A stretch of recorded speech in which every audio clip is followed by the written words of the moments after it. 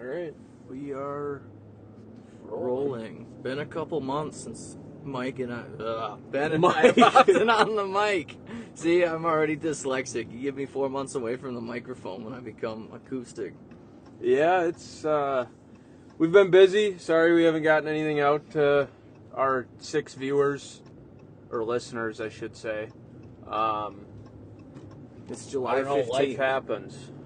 July 15th. Haven't recorded since probably March. I think it was a little bit during turkey season. We talked about getting, because you're not a turkey hunter. I was. Was that the Western tags or tag applications? Yeah, it was during the application periods because all that stuff happens between end of March and like the end of May, that month and a half stretch where you have about 25 states where it's all applications and draws and stuff like that. And did get allotted some tags, so I did get my North Dakota tag for mule deer, and I did get my Kansas tag for whitetail. So I'm 2 for 2 on the year. Didn't apply for Wyoming. I know I heavily debated it, but I just thought with the time I have with PTO and some work trips and also the cost of things, that I will just save and get some more Wyoming points and focus on 2 states. Yeah. Which I think is a good thing, because originally I was just going to do, I have a 1 week in North Dakota, so like 6 days, 1 week in Wyoming, and 1 week in Kansas, and now it's like I'm going to Kansas for 15 days, and then I have a 7-day trip planned at the end of August, early September for North Dakota, and then a backup trip that I can either take in October or December if I don't fill that tag. And then I know, but so the listeners know, when are you planning on hitting Kansas? So Kansas, as of now, my ETA is to leave for the trip on Saturday, November 9th, and then stay out there until, it took off until the 23rd, which is opening day of Wisconsin's rifle season. Yeah. So the way I like to do that stuff is, if you have a job where you're limited on vacation, but it's also a job that if you come back early, they won't make you use it. They can just okay, you're at work, we'll cancel the rest of your PTO. So I take off the max amount that I can possibly be there, and if I kill early, I'll just come home and save the PTO. Yeah. So obviously you have a couple cool trips planned this fall. Those should be awesome. I think I've got an idea of where we should take the rest of this podcast, but I'm going to give my little life update. I think maybe there were a couple podcasts where we said some things that might have alluded to it, but in about 3 weeks, I'm moving to northern Kentucky, just south of Cincinnati area. So I'm not going to be really hunting. I'll hunt Wisconsin this year. I'll probably come back once or twice to hunt, or I'll for sure come back for gun season, but I'm going to be hunting in Kentucky, which I think should be hopefully a lot better hunting from what you've told me about your experience in Missouri and also going down to Kentucky last year. I know you were with an outfitter, not hunting public land, which I will be, but yeah, so should be good. I'll have about a month off of work before I start my new job, so I'll have some time. We're going to get down there on the 9th of August. I'll have some time to scout a bunch of pieces. Won't have to worry about fighting work to try and get out and do that, and kind of get geared up for the season, learn the area and stuff like that. So I think you've got a couple cool trips planned. I've got, a whole new hunting experience that I guess you could almost look like one big hunting trip this fall. Sure. Because I've never been to the area. How do you, during this time, prepare for those? Because obviously it can be different. You can't just take off from work on Friday and drive out to North Dakota and scout land. Ironic you said that, because I dropped the boat off. My dad let me use the boat the last 3 weeks. Got to his house last night. My uncle was there, and the first thing he says is, "Yeah, so your dad tells me you found some private land to hunt in North Dakota. What are the odds you want to take a 2-day trip out there and, go scout in August? Is that your plan?" I'm like, "No." He's like, "What do you mean? You're going to go hunt without scouting?" I'm like, "Yeah, because it's a 11-hour drive out there. I'm not taking..." A lot of guys do it. I read it on online forums, Rock Slide, Monster Muleys. Guys will go out and spend their vacation time to scout an area, go back home, and then go for their hunting trip with intel, which is not a bad idea. However, I'm known for cramming 12 pounds of shit into a 5-pound bag. Yeah. So I can't, I probably could, but mentally I'm not going to justify driving out there to not hunt. I've done it for 4 years in a row now and had fairly good success. It's a part of the challenge for me. I like going out there, starting with almost zero intel. Yeah. And then just learning, because it's super fun. But you and I both know the answer to the question you asked, and it's the fact that the last 3 weeks, probably the last month, and then the next month to come is me just spending so much time on Onyx. Yeah. Just e-scouting, picking apart, like, you know, I'm going to try and hunt most of the private I got permission on out there, but I'm also looking at neighboring public because deer move and they might not even be on the private. Right. So I'm like looking at every nook and cranny. I'm sitting there, you know, looking at where can I glass from? Here's the field, where's the elevation, where's the highest point? Where can I glass from my truck? Where can I park? You know, and then I'm looking at, okay, if I get a west wind, can I park here and walk back this way? Like, I'm thinking about so many different scenarios, which may be a little bit of what I call hunter paranoia, but at the same time, it's more or less preparation, so I just, nothing throws me for a loop. The more prep you can give yourself and the more situations you can be prepared for, the better. So, does that differ for you then? Like, that's obviously a mule deer hunt, right? Yep. Does your preparation for something like a mule deer hunt change when you start looking at a state like Kansas for whitetails? Yeah, a little bit. Mule deer, just from my experience, has been on the fly. Like, I'll do a lot of this prep work, and it's all speculation, though. Like, whitetails are somewhat predictable, where you find a draw, or you find a CRP, or you look at pinch points in water. Like, you can basically pick, you know, a square mile block, and there should be deer there. Should be. Yeah. Mule deer, I mean, they migrate. I mean, they could be 10 miles over here one direction, you know, this day, and then a day later they're 10 miles this direction, like, especially late season. And the reason I asked permission on this piece is because we went ice fishing last year. I drove by this piece, and there was so many deer out there, and I just wrote that person a letter, and it happened to work out. But no, mule deer is that the goal is probably I'll spend the first day of season and probably the first evening before season driving the entire property. Just they have so much land, and just seeing where the deer are. Well, and what's cool on a trip like that, I guess, too, going back to the scouting piece, is like you can go in there and hunt. You're there for, what'd you say, like 4 days of hunting, of actual hunting? I took, the season opens on the 30th at noon. I'm leaving the morning of the 29th to get out there, go meet the person that gave me permission, and then, you know, I'll glass that evening, glass the following morning, and I'll be hunting Friday, Saturday, Sunday, Monday. You know, I at the earliest come home Tuesday, which is 4 days, but I technically took off till that following Friday, so I can hunt that entire week if I wanted to. Oh, you can, okay. Yeah, so it could be anywhere from 4 to 9 days. But on a trip like that, what's kind of cool, like what we have in Kansas, like we go down and we have some different pieces, but it's all public land under the same owner, and you're basically just hunting these big tree rows, and there's really not that much ground to hunt, and we're kind of stuck to that ground for when we're there, and that's not a complaint, but like on a piece like this, like you've got tons of access to land now, and you can go in and hunt fairly aggressively. Yep. And like if you blow a piece up, it's probably not the end of the world for while you're there. So 5 or 6 other. I think going back to your scouting piece, like on a trip like that, you can go and be more aggressive with less risk because you might as well be. You're only there for so much time, and if you blow a piece up, just move to a different piece, you know, and at least you'll gain the information of like where the deer were or whatever, what you did or didn't see for sign. And so, yeah, I don't disagree with you that just like going out there and scouting it. Well, sometimes I personally feel like hunting it's the best way to learn it. Yeah, too. I mean you're like scouting while real you're hunting. Like, yeah, you're out there with your bow, and yeah, if you can get on a deer, you can, you know, get on the deer. You have your bow with you, but like you're in the last 3 or 4 years of me doing this, I have not launched an arrow on any of my western trips until day 4. It's always taken me the first 3 days. So like I get on deer right away, you know, I can see them, then it's like, okay, then you're out in the terrain and it's like, shoot, you spooked one because you didn't realize there was another nook or a cranny or whatever over here. And then by 3 days in, it's like, okay, you've walked 20 miles already, you know, on the hoof. Like you got a pretty good lay of the land, and you've watched these deer do the same thing for 2 days, and you know, they capitalize on it, which is the other reason I'm kind of glad that I have the extra time on this trip, because I'm always, every time I do this Labor Day hunt, I'm always rushed, like, okay, I'll go that Friday, Saturday, Sunday, I get Labor Day off, and then I'll just take Tuesday as a travel day to get back home. Doesn't matter if it's Nebraska, North Dakota, wherever I go. This year, I'm not limited to that, so it's like, okay, it's still Monday afternoon, and, you know, I have to either get super aggressive or I just wait it out. I just wait it out and not worry about it. Yeah.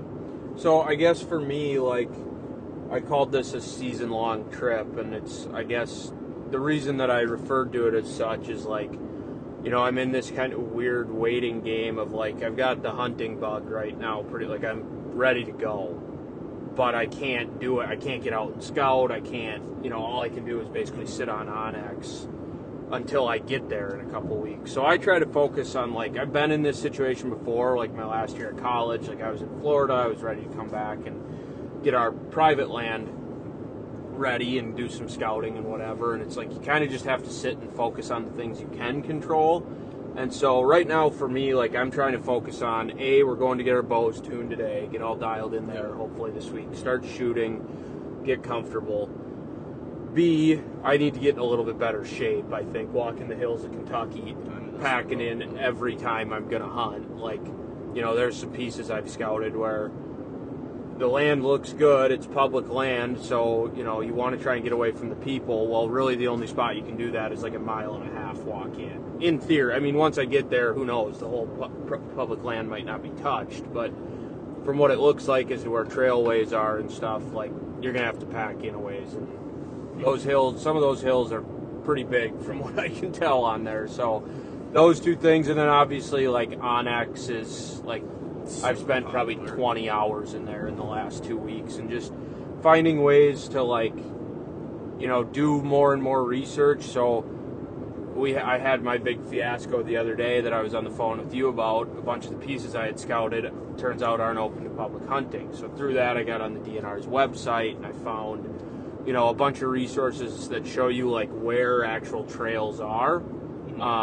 Sometimes on Onyx you can see them, but other times you can't. So that was nice because it gives you an idea of where the pressure is probably going to be coming from. And then I also, like, have been watching videos on how to use Onyx more efficiently. Like, I've always been a private land hunter pretty much. I mean, I hunt public occasionally in Wisconsin, but not much. And if I do, it's because I have intel on that piece that tells me, like, this spot could be good, or so-and-so saw something here, or whatever. It's not like I just picked a random spot and want to go there. And so, like, for me, learning to use, like, the 3D features super nice. I mean, obviously I always knew it was there, but the crop data from previous years is really nice. Acorn producing oaks, that map layer is nice.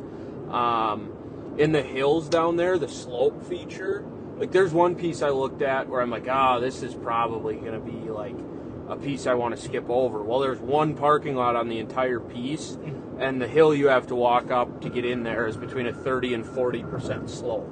Like, how many of your average hunters are going to want to do that?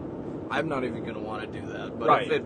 if it's like, that's the nice thing about you having time beforehand. It's like, in August, when you do that walk, you're just going to be wearing a thin pair of pants, a t-shirt, and maybe have a backpack with a trail camera and some water and just go. Like, that's, it's still going to suck, but at least you can go up there, and then when you do your walk, because Onyx, everything we're talking about right now is theory until you prove it, until you have feet on the ground to prove it. So if you climb that hill and you get back in there and it, like, you're not seeing man sign, or maybe there's a little bit of man sign, or there's an old tree stand, but there's a lot of deer sign, it's probably worthwhile, you know, and it's one of those you just suck it up, and it sucks, but I mean, if you shoot a 170-inch deer out of there, you're probably not going to be too upset. Right, and there's a lot of theory, too, in, like, where you think you're going to hunt, like you just said, but also, like, where's realistic to access, and, you know, like I said, there's a spot I've got pinned that I'm super excited about, but if it's a 1.5 mile walk to get back there, well, if I'm bushwhacking it the whole way, like, probably not really going to go to that spot that much because it's going to be impossible to get into in the morning. And so I don't know, I'm trying to think, like, creatively outside the box too, and find some, like, overlooked pieces. For example, I found a 60-acre piece right next to, like, a 500-acre piece, and in theory I would think, like, I guess if I was your average hunter, I'd think the bigger piece is where you want to go. More room to get away from people. Yeah, and I think a lot of those smaller pieces get overlooked. Or, like, open grassy areas. There's another spot I found that, like, you know, is right on there's a bunch of fields planted in the public, And I think everybody immediately I was like, this is not even worth my, like, everybody's going to go to this piece because you've got a food source right there. But I started looking, and kind of away from the fields, there's some like grassy, like high cover looking areas, and all around this public too is farmland, and there's not much for cover. And I'm like, I bet those pieces are overlooked and pretty easy to get into, and I bet they're holding deer. So I don't know. I'm just trying to think of creative ways. I've watched a ton of the hunting public. I know I said something in our first episode that might have seemed like a rip on those guys, but he's since changed his mind. They're pretty impressive. Like, I know that they have, 6, 7 guys, maybe more, consistently hunting, but as often as they can get in front of not only deer, but shooter bucks to make the content, the amount of content they make, like hunting exclusively public land, it's pretty impressive. Yeah. And so, I've done a ton of research, whether it's watching scouting info on those guys, they've got some Kentucky hunts out there, like whatever it might be, just trying to learn more about what people like that strategies are. So, and it's not necessarily demoralizing. I was just thinking about it when you're talking about pressure on public land, especially stuff that you're unfamiliar with. So Kyler and I moved to Missouri, and we went and glassed a public hunt area just outside the city we lived in. And all summer long, just seeing giant deer all over the place. Deer up the ass, like big, good deer. Come hunting season, like there was a couple other guys glassing during the summer. Hunting season, there was about a truck in every parking lot, and it was discouraging. But we went and hunted anyways, and that was almost bad. And surprisingly enough, like we saw deer, and we still had like bucks that they didn't walk in 30 yards, but we had some close encounters with some 130s, 140s that would walk out 40, 50, 60 yards away from us, and then there'd be occasions we'd be up in the tree and we'd watch somebody go crawl up a tree 100 yards away, and we'd still see a buck come running out. And it's one of those. And through that, I've actually met a couple of the guys. I don't really talk to them on a regular basis, but we're Facebook friends, and like we're in the same groups on Facebook. And these guys are like really good hunters because you have to be, to compete on public land. But that's the nice thing is like, and then you communicate with each other, and it's like, okay, like, hey, like, yeah, this is the deer I was hunting, blah blah blah, and and so it's not necessarily a bad thing. Like you will see people, but if they're getting back to the spots you're trying to get to, I mean, they're probably not just some Joe Blow Wisconsinite that's out there to just shoot a spike. Like that's these guys that are going through the ringer, if they're hunting in heat, they're climbing hills, like they're like you, they're going out there to try and shoot a big buck. That's what I was gonna say is like everybody talks about like getting away from people on public land, and that's like, I mean, the less pressured the deer are, the better typically, but like in a state like Wisconsin, if I was a public land hunter and I drive in and I see 5 trucks in a parking lot on a 500-acre piece, like I'm probably gonna like blow up my game plan and just go somewhere else and scout my way in or whatever. But like down there, you're in the states that are quote unquote like the good hunting states. Like there's probably a lot more good hunters, and I think like per capita probably a lot less hunters too than a state like I would Wisconsin. think so. And the other thing you got to compete with is you're going to be hunting in 90-degree heat all of September. It's going to be 90s. It's going to be hot. It's going to be 82 degrees in the morning when it's still dark outside, and up until October, it'll still probably be within the 70s plus. And a lot of that was even the thing about Missouri, and that's why I loved early season, because me and the other couple guys that I know shoot religiously big deer every year are the guys, and they always kill in the month of September or the first 2 weeks of October, because everybody had that mindset. I know I talked to you about it in another podcast, how typically in the past you don't even care up here to get in the woods until like the 15th of October and hunt November. Well, there's a lot of people with that mindset down south, one, because they don't want to hunt in the heat, and then but I'm telling you, you're hunting public, and when you're down there, if it's hot, there's going to be a lot of people that are going to be like, screw this, like it's not worth it. And that means if you're the only guy in the woods, guess who's got the chance? So what are your goals for this year? And I know it's easy to just say like, I want to kill a mule deer. I want to kill a mule deer, which I mean maybe that is your goal, and that there's nothing wrong with that if it is. But like anything else that, or you could split it up. Like, what are your whitetail goals? What are your mule deer goals? Or whatever. I mean, my you choose to goal answer the this question. year, I've had what I'd consider a 2-year drought, and I have that weird, like, I had some confidence last year. I didn't really have much confidence the year after I shot that Booners. I moved back home. And I was talking with some guys at work today, and I'm like, does this feel like your year? And Jeremy looked at me and was like, yeah, I feel like this is my year. I'm like, I had that same feeling. My goal, to completely be honest, is to not burn a buck tag. Yeah. Okay. Which sounds maybe bad, like I'm going to go out and shoot anything that moves. That's not true. That means I'm just going to bust my ass and bust my balls until I find, a worthy caliber deer that I want to shoot, and I'm not going to stop until I do it. Yeah. I'm going to fill my Wisconsin bow tag. I'm going to fill my North Dakota tag, and Kansas is 150 or bust. That's my goal. And with that mindset, there's just something different that switches in my head when it's deer season and it's like go time. I mean, I turn into some freaking animal, dude. I just go. Yeah. And go until it happens or I mess something up. Yeah. For me, I mean, it's more along the lines of, like, obviously last year was kind of my year, right? Like, and that doesn't... You went off. Yeah, I did. That doesn't mean that, like, this year can't be too, but moving somewhere new, I mean, obviously it's going to be, I don't want to say a different style of hunting, because, like, in a lot of, even if it's like mule deer to whitetail, like, a lot of times the core principles of hunting remain the same. Correct. But it's still like a new style, like hunting those big hills out there and stuff. Like, I was looking at spots today that you have 300 feet of elevation change in like 120 yards. Yeah, it'll be 600 feet at the bottom and 900 feet at the top. Yeah, I went to like out where some of the spots that I know around here have big elevation change, and you have like 120 feet of elevation change over like 250 yards. You know what I mean? It's just, it's completely different. And you learning how those ridge systems work and hunting, really truly only hunting public land for the first time. So for me, my goal is like just to learn as much as I can and become the best hunter I can this year. Like, just take everything as a learning experience. There's going to be hunts where I set up and feel perfect about it, and some guy probably comes walking by 70 yards away. There's going to be hunts where I feel like I get in there and I don't like my setup, and I want to, an hour into daylight, I'm like, I should move, and just knowing how I am, I guarantee that'll happen.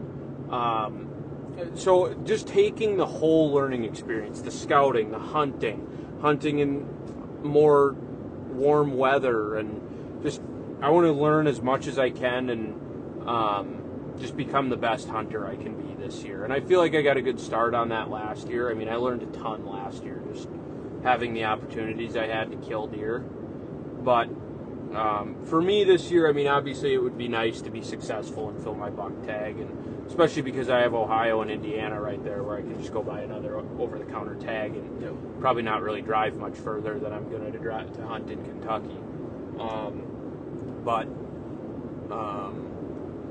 I mean, for me, I just want to become the best hunter I can. I feel like this year will help me for a lot of years to come, even if I don't stay in Kentucky after, long term. And I think your first season, you had a good outlook on it. Like, you got to take everything with a grain of salt. Yeah. You have to just go in knowing you're going to have some failed sits, knowing that, things are going to be steeper than what you think. Your pack's going to feel heavier than, when you're planning on these Onyx waypoints. I mean, it's going to be tough, but, don't sit as high as you think you need and sit in the thickest stuff you think you can. Yeah.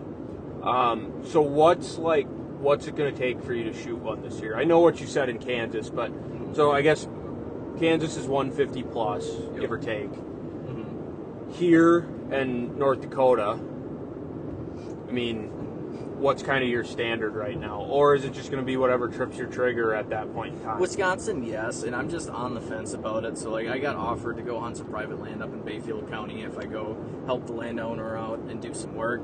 I was kind of sold on it right away. It's hard for me because it's still a 2-hour drive for me to go hunt further north, and I was looking on the DNR website, about, like, tracked wolves over the last year and like all their pings and sightings, and like within 5 miles of that property there had been like 30 different wolf sightings. Jeez. So I'm like, I don't want to make the guy feel bad, but it's probably a property I wouldn't go hunt.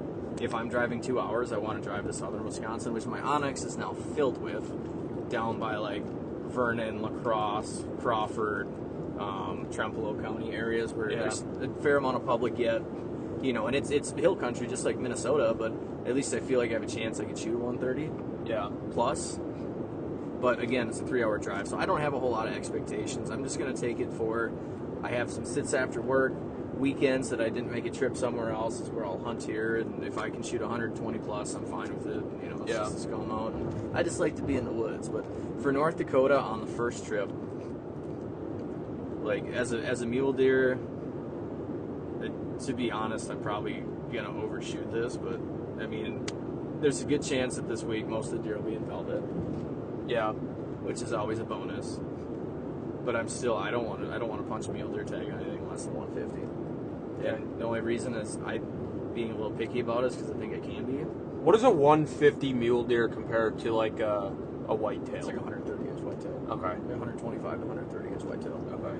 Like, it's not uncommon. Most guys have that goal of like they don't want to shoot it unless it's 160. Guys, and that's like shooting 140 inch whitetail. Okay. So 150, it should be. I mean, we saw freaking 15 of them when I was there in January, and all those deer, they had no winter this year, and it was after season, so all those deer should be alive and bigger. I'd assume there'd be, a half dozen deer that are probably 160 to 190 inches on that property. Yeah. Not including the 100. I can't tell you how big it was. It was over 130 inch whitetail. Yeah. That was there. So I'm like, there's options, and the other thing is, I'm going into this trip knowing I have a second week somewhere down the road. Yeah. Which I was thinking October, but at this point, like, depending on how things are looking in Wisconsin, that may be a trip I do at the end of December. Yeah.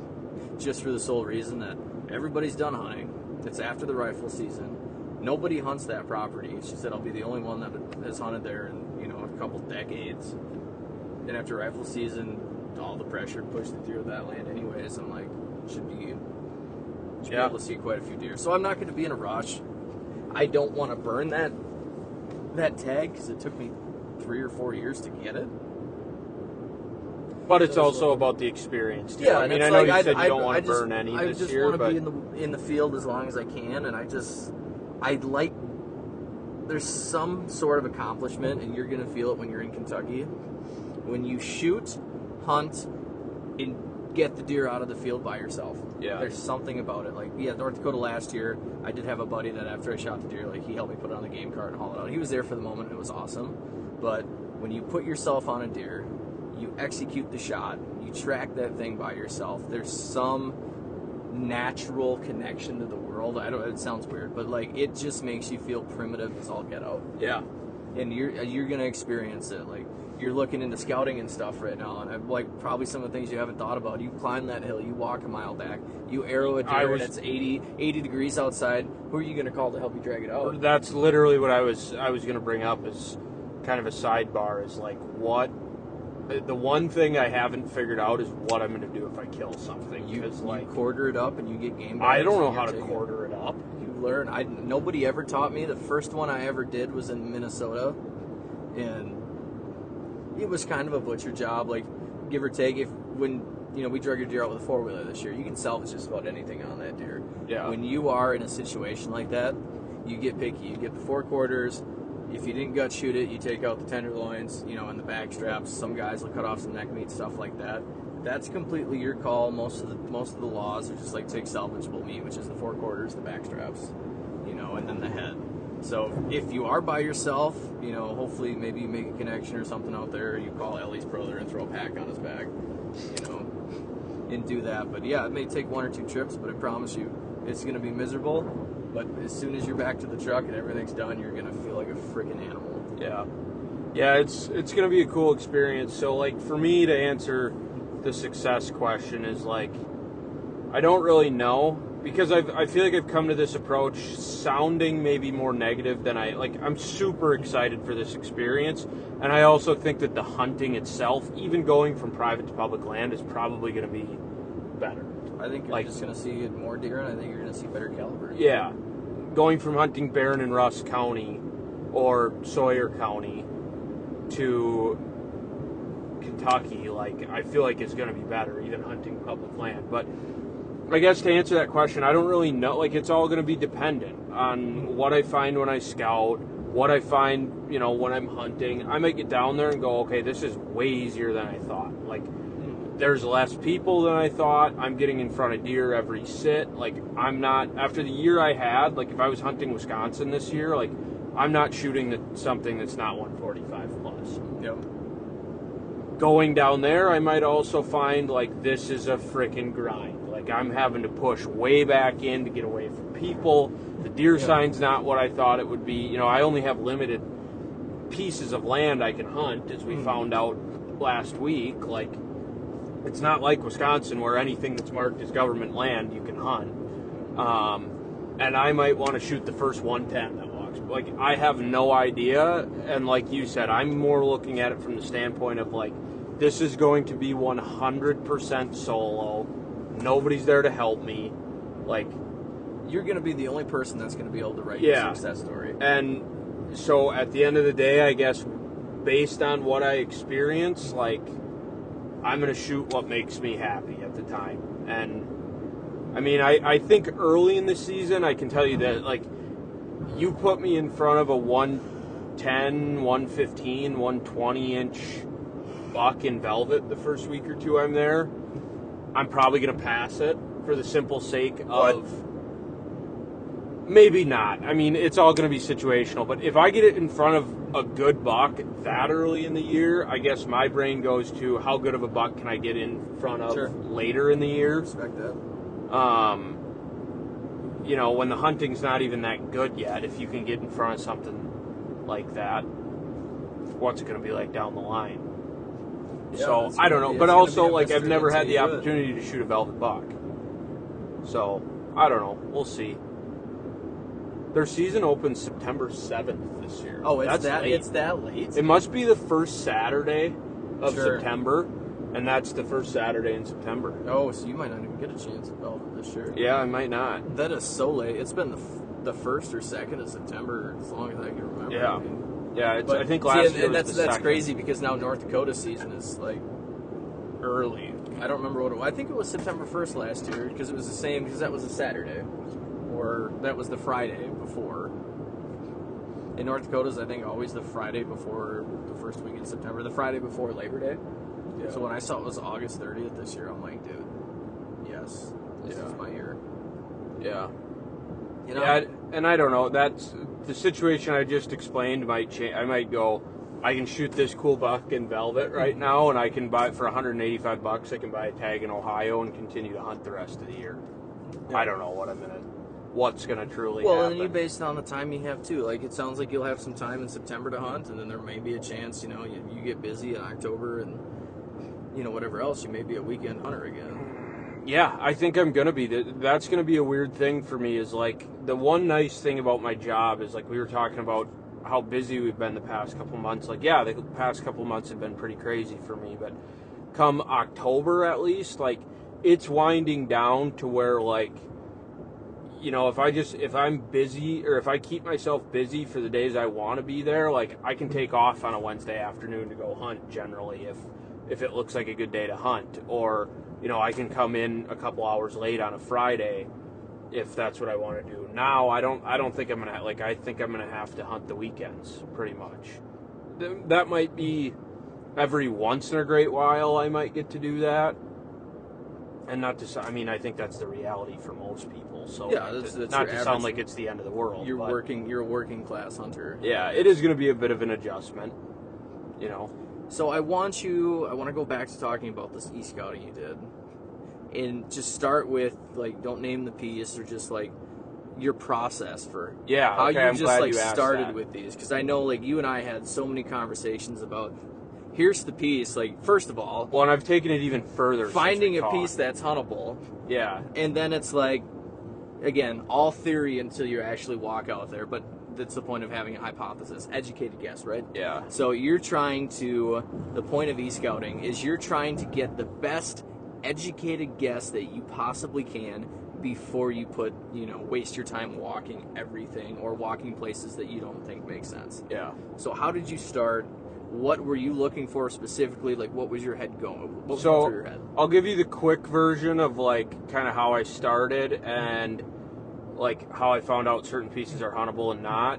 and then I'll kind of give you the more detailed version of what my process now is. Sure. So, like, I started just basically looking at, like, what are the discolored pieces of property on Onyx, like the part that have like a color filter over them. Government-owned property. Yeah, because any of that in Wisconsin's huntable. So I just started scouting. You know, obviously I know where to look for deer. You're looking, you know, for ridges and benches on those ridges and whatever it might be. So I had all these pieces within like an hour of my house scouted out. There wasn't a ton, but there was definitely enough. And I was getting excited because I was finding like these 13-acre slivers, and I'm like, oh, I guarantee nobody's hunting that. And it's got a pond on it, and behind it's a field. Like, I guarantee that's going to be tits. And for whatever reason, the other day it dawned on me, like, I don't know the laws of Kentucky that well. I should probably make sure all this is huntable. So I called the Kentucky DNR. They're like, I don't think so. No, I wouldn't trust Onyx for all this. We hear these calls all the time. Like, the only thing that we know definitively that you can hunt is the wildlife management areas that are marked wildlife management areas. You can go to our website and it shows you all of them. And I'm like, what? That doesn't sound right. They're like, you can call the governing bodies of these pieces of land or whoever owns them. Yeah. They're like, it might be a trucking company that owns it. It might be a engineering company. So I got a hold of a couple more like departments of, you know, was able to figure out who owns a couple of these pieces, and they're like, we don't really know. So they directed me back to the DNR. Like, we don't know if it's open for hunting. This sounds like a shit show. It was. And so what I ultimately came to is I'm kind of ruling them out. Like, one of them, I finally got a hold of like this county's Parks and Rec, and they're like, no, they're not open for hunting unless it's a wildlife management area. And then there's a couple others that I'm just going to have to drive by and see if they have signs posted. But I'm kind of just planning that I can't for now. That way I have other plans in place. So now getting into my process, through that, I had been doing all this scouting solely just in Onyx, which is a great tool. There's nothing wrong with that. But the guy directed me to the DNR website. And so I was able to see, like, okay, where are all the wildlife management areas? Click on them and pull up a map of that specific area. So I do that on my desktop or on my laptop, and then on my desktop I'd be in Onyx, and I could see like where are trails that lead through this piece, where are all the parking maps. So I'd go and map all the parking spots, and then I'd kind of use the area shape tool to go around the like anywhere that was close to those trails, just so that I know that there's probably going to be pressure there, and that's probably a piece I'm just going to like skip over when I'm scouting. Like, I'm not really going to pay that close of attention to it. And that's how you kind of take like a 600-acre piece, let's say, and narrow it down to maybe a 250-acre piece or 300-acre piece. From there, you know, you use the satellite hybrid topo, and I'd switch in and out, a leaf off, leaf on, kind of find my good spots. And try to think a little bit outside of the box. Like I said, where are the areas that people might skip over, might not think is worth hunting? Where's, you know, looking on there for like the most color that you can, like, where's the diversity going to be? And I've put a lot of emphasis on ponds for some reason. I don't know why. It's a water source. It offers diversity. It's hot down there. I mean, the deer are probably used to it because that's where they've lived their whole life, but like, I don't know, for whatever reason, and I think they're kind of cool to hunt over. So anywhere I can find kind of a secluded pond, and so I got all kind of my points, and then I started thinking about, you know, how am I going to access, you know, where are food sources, things like that. So you can use like in the layers tab, there's, like I said, the crop data from previous years. There's the acorn producing oaks layer. The other one that I really like for down there, like I said, is the slope feature. Okay. So you get a parking lot. There's only one parking lot on this piece, and you've got to walk up a 40% incline. Like I said, how many people are doing that? Well, that's probably not that many. That piece is probably fairly unpressured. So then today I took it a step further, because as you scroll in on Onyx, it's a little blurry. Sure.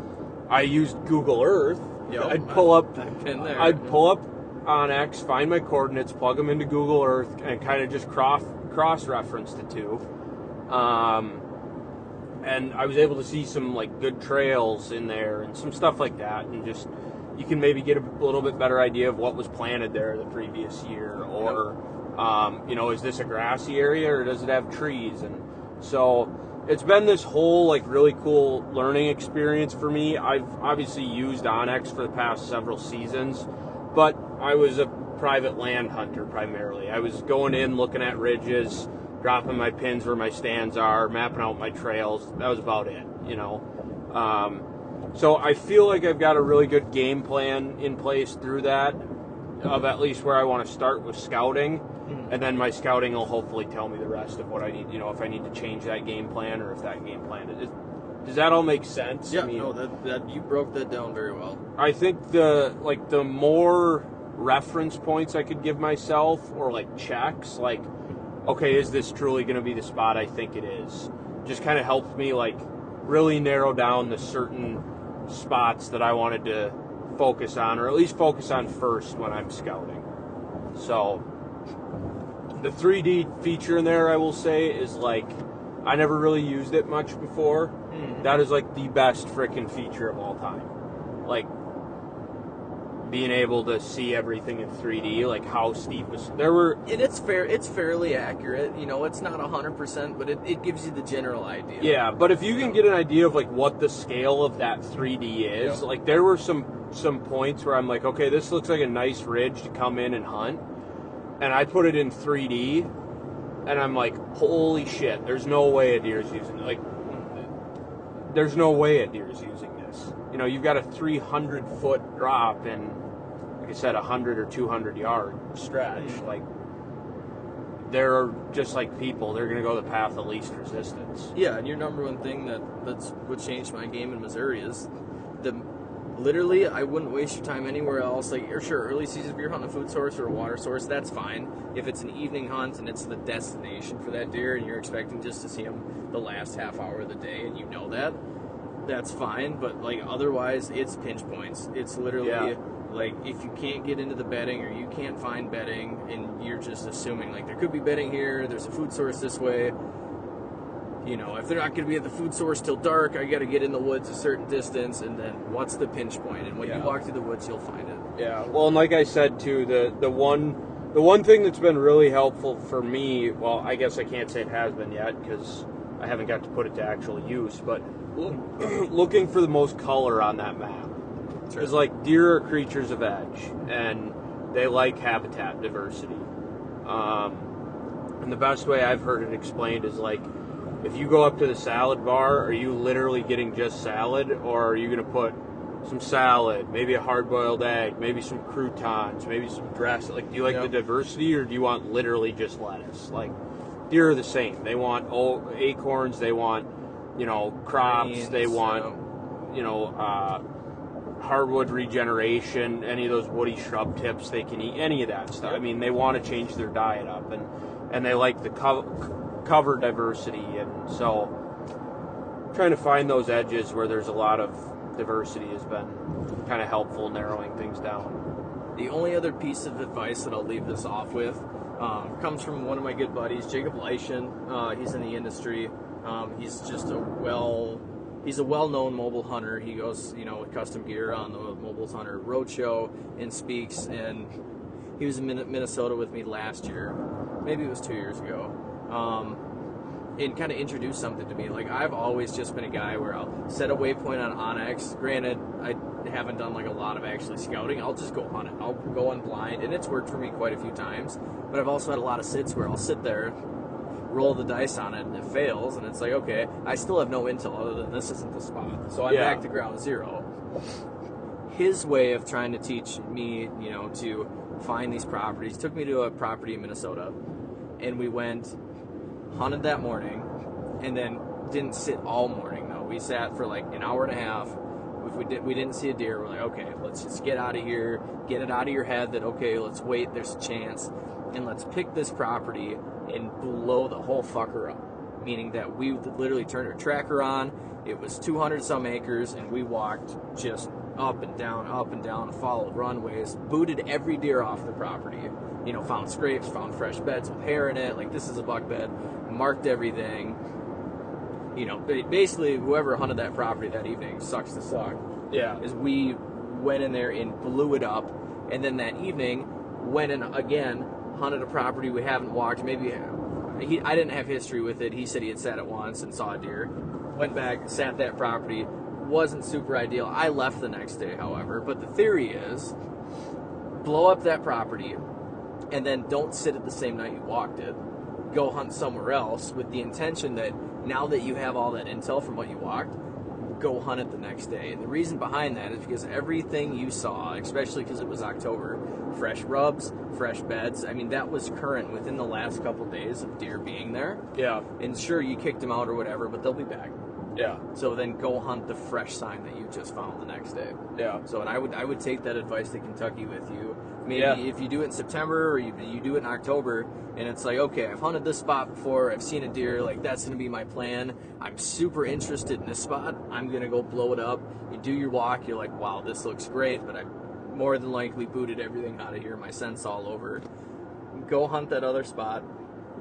And then the next day or the next couple days, really just hone in on the spot you blew up. Yeah. And a lot of people that he talks to at that mobile's like, that's how they're killing these big deer, is they're sacrificing. Well, you've got to get the intel. Yeah, and I've never been one to do that because I'm like, no, I want to just try and kill. And I'm like, well, you got to give some, take some. Like, if you have some time, which now that you're going to be living there, like, you could justify blowing one evening hunt, as your observation sit somewhere else, to walk the entire property, and then you're going in with the most knowledge you could have gotten because you walked the entire property. Well, in my plan in September, like, it takes a lot of time to get ready, drive, get there, get dressed, get your shit all on, walk in slowly because you're trying to hunt, hang a set, and get in a tree. Like, I don't think I'm going to have a ton of time to hunt after work, even in September.